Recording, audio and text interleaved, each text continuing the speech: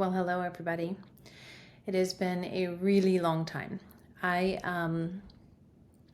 just finished uploading all of our coffee, cancer, and cocktail videos to a podcast, which maybe you're listening to, and realized as I was going through these videos, which I haven't watched since John passed away, I realized that I think August of 2021 was the last time we did a video. It's the last time we went live. So I just felt like I needed to come on and sort of wrap up the story of coffee, cancer, and cocktails.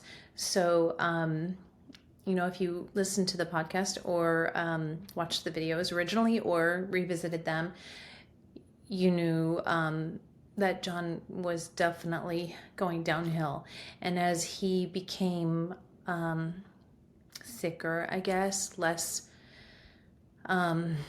robust, more fragile, he became much more private about sharing the story. And, we needed to respect that. So we didn't do the live videos anymore.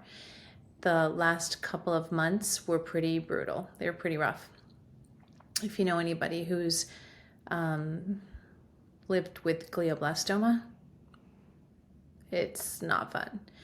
So we're very grateful that we got as long as we did. Once he was diagnosed, if you recall, he was given 12 to 14 months and he lived for 3 years. So that's a blessing. He worked his ass off to make the best of the time that he had, and he really did. And, I'm grateful for that every day. He put up the biggest fight.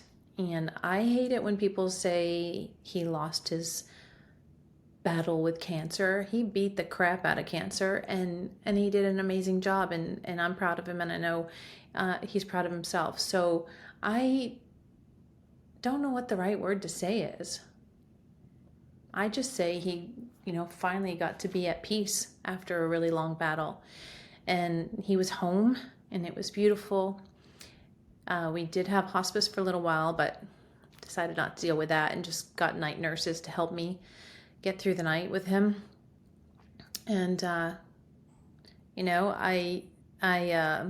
woke up the morning that he passed away and immediately knew that was the day. I just knew. And thankfully the boys had come home from college. Everybody was there. Everybody rallied. We all just knew we were coming to the end anyway. So we all just spent a really ton of time with him. The kids, his mom, his friends, his sisters, everybody got to spend really precious time with him at the end. And he was surrounded by everybody he loves. And it was really, really beautiful. The morning that he passed, I think it's so magical when you get to watch a baby come into the world. I love that. Like, I would be an OBGYN nurse if I could. But watching someone transition out of this physical life is also really beautiful. And we played his favorite music. Oh, I'm going to start crying thinking about it. It was beautiful. And I couldn't have planned it better, actually. It was peaceful and just, I don't know, it was just beautiful, if that makes sense. And when the funeral home came and picked him up, we sent him out with Phil Collins in the Air Tonight. It was his favorite song, and we had that just blasting as he left the building, as they say. And that was kind of cool too. So it was really cool. Really cool.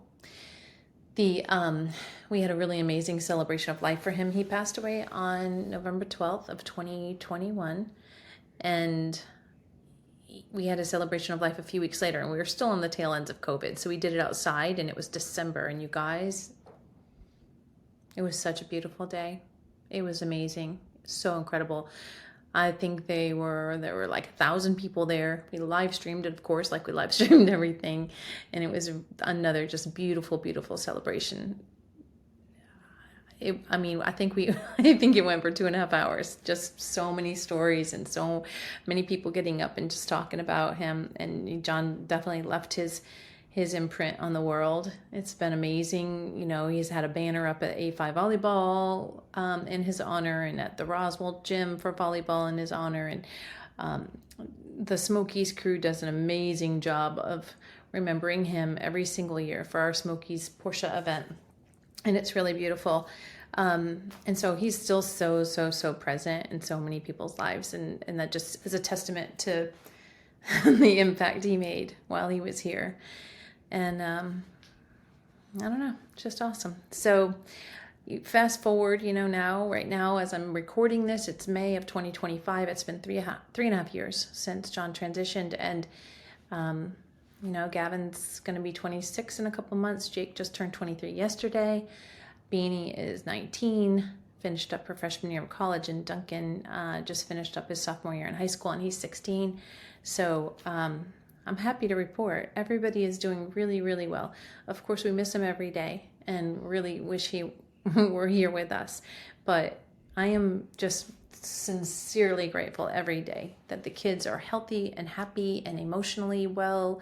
And I am too. And I think we have figured out how to navigate the world without John Baker with us presently in this moment. Physically, I should say. I feel his presence all the time. And, I'll say, if you haven't gone through something like that, the first year is a challenge. You're like dazed and confused. I barely remember anything. The second year, I think, is really, really hard when you lose someone close to you, because you're through the fog and now it really hits like all the time that they're missing, that their presence is not there physically. That's really hard. I think people are often surprised that the second year is so hard. And then the third year, I feel like things are starting to settle down. So, it's something to deal with every day. You don't know when the waves of grief will hit, but I don't feel like we're drowning in them anymore. And I will say that I think John would be so happy. I know he's so happy to see that the kids are doing so well. The boys have moved to Jacksonville. Gavin's a financial advisor, just like his daddy. And the rest of them are figuring out what they're going to be when they grow up. And since his passing, I started a group called Widows Who Whine, because I couldn't find a place to really fit in life after he left, and so created my own little tribe, which in Atlanta now is like 350 women, and there's such a need for it that I have an app coming out of the same name, because I've had people reach out to me across the country wondering if there's something like this for their mom or their sisters or their best friends. And so that'll be dropping soon. And I have a website if you have anybody interested in that, widowswhowhine.com, or they can reach out to me. However, I'm all over the place. LinkedIn and Facebook and Instagram, I'm everywhere. And so send them my way. Happy to help anybody who's transitioning into this, figuring out how to live this new chapter as a widow. Well, this is kind of, I'm looking at it as like my origin story for a podcast. So this is everywhere, but I'm also starting a podcast. Actually, I already started it. It's called The Lost Love Stories. And that's because I've found that after John passed away, a lot of people stopped talking about him after a couple weeks, and it was as though he didn't exist. And that's very strange, and it's weird. And I know people are uncomfortable with death. So I started that podcast as a place for anybody who's lost anyone. It's not a husband or spouse or whatever, to come and share their story of their love. And in true form of the Pam Baker, it's very raw and transparent, and it's not just the beautiful, glorified love story of the person that's gone. It's the real stuff. It's the hard stuff. It's the sticky stuff. It's the clunky stuff, but also the beautiful stuff. And I'm really excited to see where that goes. And what else? Oh, my nephew and I, you can see our book right here, just launched a book based on our experience after John died as well. Because no matter how prepared you are, you don't know what you need to know until you know. And so Cameron worked for John as a financial advisor and was with me through the whole process of the business of death, I call it. And so then we took our experience with that and wrote a book, which took several years, and it finally launched just a few weeks ago. And that's been really exciting and fun to watch. And we had a really fun book launch party, and the book is available on Amazon It's called Where's the Key to the Safe? And it's literally about, the subtitle is How to Avoid Probate Pitfalls and Maximize Family Finance. And it's literally a guide to just do all this stuff proactively so that when you're grieving, you can actually grieve and you're not trying to make really big decisions while you're lost in a fog of grief. So we've gotten great feedback on that. And we're doing workshops and seminars and just helping people really understand the importance of proactively getting your affairs in order. To anyone that you're linked to financially, siblings, parents, your spouse, your kids, anyone, just get it all done proactively. Nobody wants to talk about it, but get it done, because we all deal with death and it's coming at some point. So get it done now so that you can really just honor the person you lost by just grieving their loss and spending time telling stories instead of trying to figure out how you're going to get things out of probate. So that's it, you guys. What a journey. I appreciate everybody who's followed us, whether you followed us on Facebook Live when we did that. And there is a lot more to the story. So all of the pieces that have been missing along the way at the end of John's physical journey are documented on the Facebook page, which is Coffee, Cancer, and Cocktails. And, when I go back, I haven't gone back and looked at any of that for 3.5 years until I started doing this project. And I'm so glad we thought to do that, because it literally is precious. It's precious to just see the whole journey right there. So if you're curious and want more details, go take a look. And there's so many people that are dealing with cancer or any other kind of illness. If you feel like this is something that would help them, we did get that a lot when we were doing the videos, that so many people that have glioblastoma or any other kind of cancer that is just a foreign language, it's a foreign weird thing where it's like a ticking time bomb. Share it with them or have them reach out to me. I'm always available to help with whatever. So I think that's it.